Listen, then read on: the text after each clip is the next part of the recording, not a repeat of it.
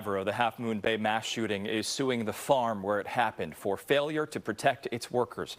14 months after that deadly shooting that took 7 lives, attorneys filed that lawsuit today. KTVU's Alice Wirtz is live from Half Moon Bay with that story. Alice? Yes. Today at the center in the middle of town, they had a press conference. One of the survivors of the tragic massacre that happened here a year ago talked with his lawyers and advocates from the community to talk about how they want the landlords of the farm to be held accountable for this tragic incident. Just over a year ago, this tiny coastal town in San Mateo County experienced a shocking case of workplace violence. 7 people lost their lives in a mass shooting that took place at 2 farms, 5 men, 2 women. The shooter parked outside the sheriff's office before being arrested. Today's event packed with media. Pedro Felix Romero Perez was shot 5 times and survived. I had 2 bullets in my stomach. His brother, Jose Romero Perez, killed with 6 other farm workers. Is that I have suffered a lot.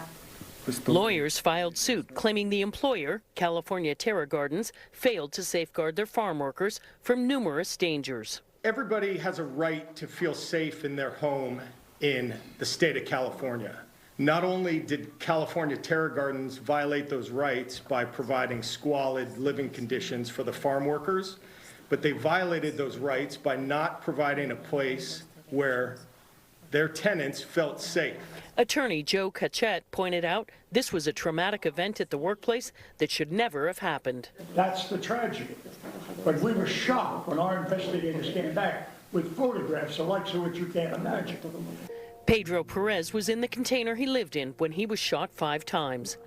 Containers are typical housing for many farm workers with no running water or electricity. One would think after 40 years of Cesar Chavez, we would be able to put people in something better than a container. A container.